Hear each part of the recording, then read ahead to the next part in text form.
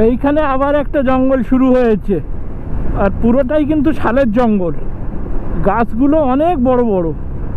এই পথে এখন মেদিনীপুর অব্দি এরকম জঙ্গল পাবো।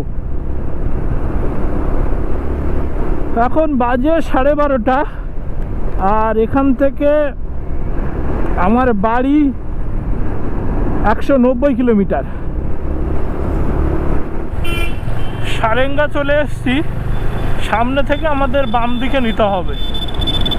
সারেঙ্গাও কিন্তু অনেক বড় জমজমান মার্কেট। এই সারেঙ্গাতে একবার ছিলাম, কি একটা কাজে এসেছিলাম, এসে এখানে এক রাত ছিলাম, ভুলে গেছি কি কারণে এসেছিলাম। গরুর গাড়ি দেখো, এখন তো চোখেই পড়ে না, কিন্তু এই অঞ্চলে এখনও দেখা যায় টুকটাক। আর কয়েক বছর পরে পাওয়া যাবে না এসব। ওখানে একটা সাইনবোর্ড দেওয়া আছে, দেখে নিই।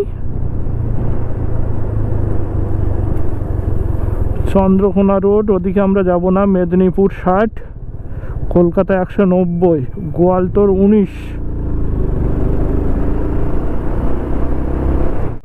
গোয়ালতোড় ফরেস্ট এসে গেছে, এখন জঙ্গলের মধ্যে দিয়ে যাচ্ছে আবার।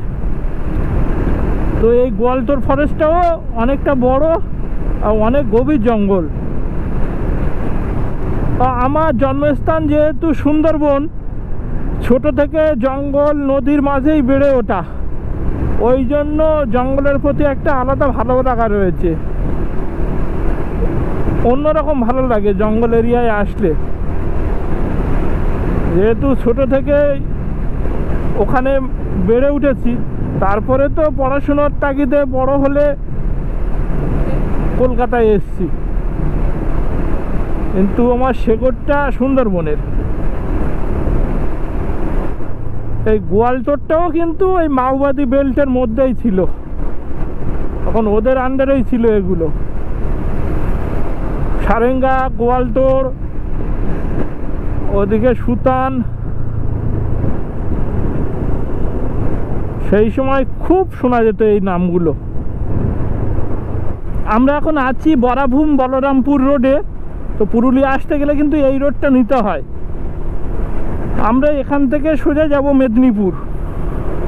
মেদিনীপুরের পরে গিয়ে দেবরার কাছাকাছি উঠবো, খড়গপুর আর ঢুকবো না।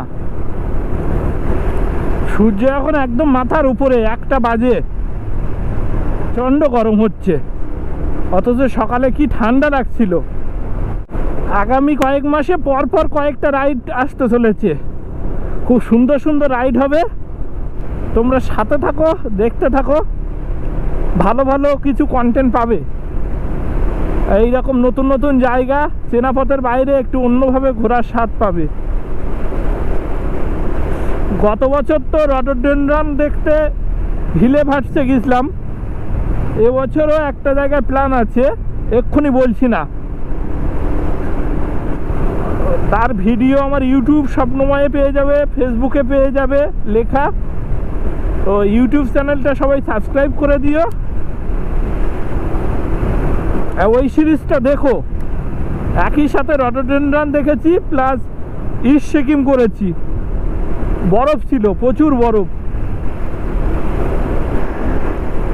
এবছরও একটা দারুণ রোড প্ল্যান সাজিয়েছি, প্ল্যানিং করা হয়ে গেছে। এখানে কি জঙ্গল কেটে নিয়েছে নাকি সব ছোট ছোট গাছ, নাকি নতুন করে জঙ্গল তৈরি হচ্ছে? সব দেখো, শাল গাছগুলো কিন্তু একটু একটু, আর এর পরেই এই বড় জঙ্গল। না, জঙ্গলের ভিতরেও সব ছোট ছোট গাছ, সবই শাল গাছ কিন্তু ছোট। এটা কোন জঙ্গল? ম্যাপে তো দেখছি অনেক বড় জঙ্গল, বুঝতে পারছি না। সূর্যের আলোটা এমনভাবে পড়েছে দেখা যাচ্ছে না মোবাইলে। যাই হোক, এই রাস্তাটা নিয়ে নেবে অনেক জঙ্গল পাবে, আর কত জঙ্গলের নাম বলবো। এই জঙ্গলগুলোর ভিতর দিয়ে যখন যাচ্ছি তখন একটা হালকা ঠান্ডা লাগছে। আজকে আর লাঞ্চ করবো না, ভাবছি একেবারে কোলাঘাটে গিয়ে মুড়ি খাবো। বাহ, অনেক বড় জঙ্গল তো এটা। প্রায় 3 কিলোমিটার আসলাম। প্রথম যখন ঘুরতে আসতাম জয়পুর ফরেস্টের ওইটুকু রাস্তা পুরুলিয়া যেতে গেলে অল্প একটুখানি তো পড়ে, খুব বেশি পড়ে না। তো কি যে আনন্দ হতো ওই জঙ্গলটায় ঢুকে। আর এইসব ঘোরার পরে ওটা আর ভালো লাগে, কিন্তু সেই ফিলিংস আসে না। আর আসলে ওই রাস্তাটাই এত ব্যস্ত রাস্তা, প্রচুর গাড়ি যায়, আর সব বাইকাররা গিয়ে ওখানে এত জোরে বাইক চালায় মনে করে যেন কোথায় চলে এসেছি। আরে বাবা, ওটাও তো একটা জঙ্গল, মানে ওখানে গিয়ে এত চেঁচামেচি করে। আর ওই জঙ্গলের মুখেই এক আছে বনলতা রিসর্ট, ভাটের রিসর্ট। ওটা অনেক কিছুই এখন হাইপে চলে, যেটা আদৌ ভালো না, কিন্তু এই সোশ্যাল মিডিয়া যুগে একবার হাইপ হয়ে গেলে। অথচ কাকড়াঝোড়ে একটা কি জলপরি না কি এরকম একটা দেখলাম, হোমস্টে দেখলাম, এত সুন্দর লেগেছে। ওটা জলতরি বা জলপরি, আমার ব্লগেই রয়েছে, তোমরা দেখতে পাবে। মানে আমি রাস্তা থেকেই ভিডিওটা নিয়েছি, অসম্ভব সুন্দর লেগেছে ওটা। কোনোদিন সময় সুযোগ হলে এসে থাকবো, জাস্ট ওখানে থাকার জন্যই। পুকুর, মানে চারিদিকে জঙ্গল, তার মাঝখানে বড় পুকুর, আর পুকুরের চারিপাশে ছোট ছোট ঘর করা। কবে সুযোগ হয় দেখি। তবে ওই সব জায়গায় একা একা আমার ভালো লাগবে না, মানে একটা দিন পুরো কাটাতে হবে, সঙ্গে 2-1 বন্ধু আসবে। কোনোদিন সেরকম পার্টনার পেলে, ভালো কোনো বন্ধু পেলে আসার মতো এসে থাকবো, অন্য কোথাও ঘুরবো না, জাস্ট একটা দিন ওখানে সময় কাটাবো, ইচ্ছে রইল। এই জঙ্গলটাও অনেক বড়, বাগমারি চিংড়িশোল জঙ্গল। তো এবারের রাইডে এই লাস্ট জঙ্গল, ম্যাপে তো শো করছে অনেকটা বড়, দেখা যাক। এই জঙ্গলটা শেষ হলেই আমরা এরপরে হাইওয়েতে উঠে যাব। ওই 8-150 কিলোমিটার মতো রয়েছে এখান থেকে আমার বাড়ি, আর ডানকুনি টোল প্লাজা 120 কিলোমিটার। এখনো পর্যন্ত তো শরীর ঠিকঠাক আছে, কোনো রকম টায়ার্ডনেস আসেনি এখনো। গতকাল বিকাল দিকটা খুব টায়ার্ড লাগছিল, ওই জন্য তাড়াতাড়ি হোটেলে ঢুকে গেছিলাম, না হলে আশেপাশে 2-1টা স্পটে যাওয়া যেত, কারণ অনেক আগেই তো হোটেলে ঢুকে গেছি, 4:30-5টার দিকে। এখান থেকে মেদিনীপুর আর 10 কিলোমিটার আছে। এইরকম রাস্তা হলে আর কি টায়ার্ড হব, টায়ার্ড হওয়ার কোনো প্রশ্নই আসে না। রোড কন্ডিশন এইরকম, আর মাঝে মাঝেই তো জঙ্গল পড়ছে। বেরোনোর আগে ভয় পাচ্ছিলাম যে চেস্টের ব্যথার জন্য কিংবা হাতের যে ব্যথাটা আছে সেটার জন্য, তো দেখলাম কোনো অসুবিধা হচ্ছে না, আলাদা করে কোনো যন্ত্রণা হচ্ছে না, ঠিকঠাকই আছে শরীর। এবারে কিন্তু অনেক অনেক ভিডিও আসছে, প্রচুর ভিডিও করেছি, তোমরা শুধু দেখতে থেকো। বাবা, রেল লাইন পড়ে গেছে তো, ভাদুতলা, কি মিষ্টি নাম। আমরা এখন কলকাতা মুম্বাই হাইওয়েতে উঠে গেছি, তো সোজা এসে পাঁশকুড়ার কাছাকাছি উঠলাম। প্রতিবারের মতো এবারও নিজেকে কন্ট্রোলে রাখতে হবে বাড়ি ফেরার সময়।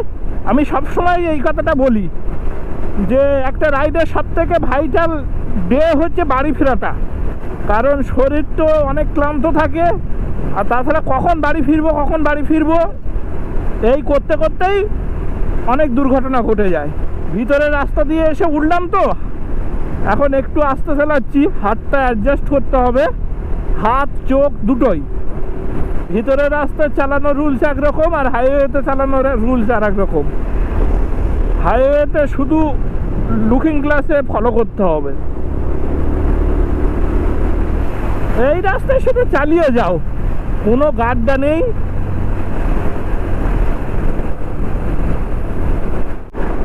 কোলাঘাট আর এখান থেকে 40 কিলোমিটার, সময় দেখাচ্ছে 35 মিনিট। তো 1 মিনিটেরও কম সময়ে 1 কিলোমিটার যাব। তো হাইওয়েতে এইরকমই চালানো হয়, মোটামুটি মিনিটে 1 কিলোমিটার। 7টা বলেছিলাম, কিন্তু অতক্ষণ লাগবে না, 6টার দিকে বাড়ি ঢুকবো। অন্যবার রাইডে তবু দুপুরের পরে একটু ঘুম ঘুম পাই, কিন্তু আজকে তো একেবারে ফ্রেশ মুড। তবে এই দুদিন জলটা একটু কম খাওয়া হয়ে গেছে। দিনের বেলায় রাত্রে খাচ্ছি প্রচুর জল, কিন্তু গতকালও একটু কম খাওয়া হয়ে গেছে, আজকেও এখনও খুব বেশি জল খাইনি। অনেক ভিডিও জমে আছে, সময় পাচ্ছি না এডিট করার। এবার একটু এডিট করে ঠিকঠাকভাবে দিতে হবে।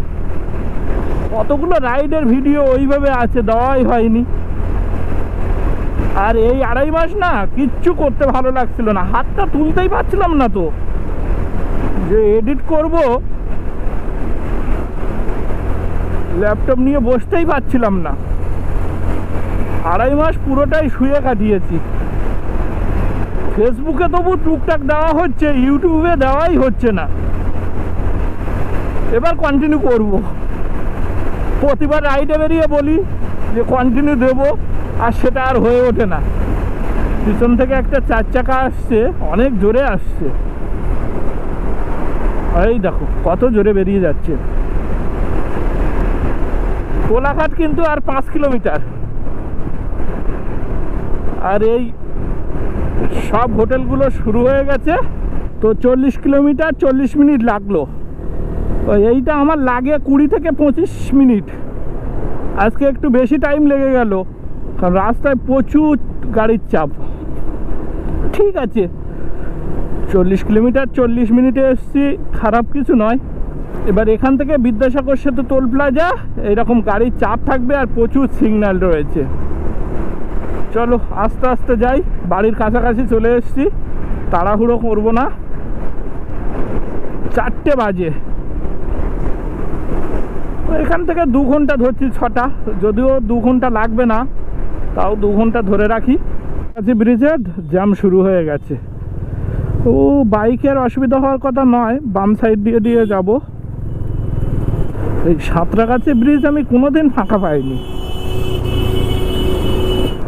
এখন বাজে বিকাল 4:30, আর আছি বিদ্যাসাগর সেতু, হাওড়া পার থেকে কলকাতার পারে যাচ্ছি। তো গতকাল যখন গিয়েছিলাম তখন তো রাতে অন্ধকার ছিল, রাত 3টের দিকে ক্রস করেছিলাম। আর আজ দিনের আলো থাকতে থাকতে পার হচ্ছি। বিদ্যাসাগর সেতুর কাজ চলছে অনেক দিন ধরে, কবে যে এটা সমাপ্ত হবে। দুপাশেই কাজ চলছে। যতদূর জেনেছি এই কেবলগুলো চেঞ্জ করছে। তো এত বড় বড় কেবল, এত সময় লাগবেই।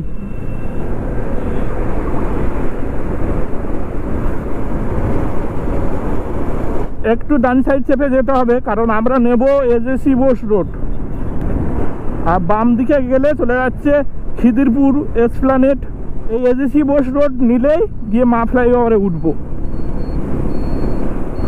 এটাই সুবিধা হয় আমাদের। আর মা ফ্লাইওভার দিয়ে নামলেই বাসন্তী হাইওয়ে। আমার ডান সাইডে এই সায়েন্স সিটি আর ওই অ্যাটমসফিয়ার বিল্ডিং। এখন আছি মা ফ্লাইওভারে, আর বাজে 5টা। ও দুদিনের জন্য যে বেরিয়েছিলাম, ঘাটশিলা, কাকড়াঝোড়, বেলপাহাড়ি, মুকুটমণিপুর ঘুরে এই ফিরছি। বাড়ির কাছাকাছি চলে এসেছি। এবার তোমাদের বলি, এই ট্রিপে আমার খরচ হলো 2500 টাকা, আর টোটাল রাইড হলো 650 কিলোমিটার। তো এক্সাক্ট হিসাবটা এখনো করিনি, তবে 650 থেকে 700 কিলোমিটার হবে। 2500 টাকা ঠিকই আছে, তার ভিতর 1500 টাকা তেল, আর বাকি 1000 টাকায় দুদিনে খাওয়া দাওয়া থাকা, ঠিকই আছে। তো এবারে রাইডটা কেমন লাগলো তোমরা জানাতে ভুলো না। আর আবার দেখা হবে নতুন কোনো ব্লগে, নতুন কোনো জায়গায়। সেনাপথের বাইরে আবার বেরোবো খুব তাড়াতাড়ি। চলো টাটা, সবাই ভালো থাকো।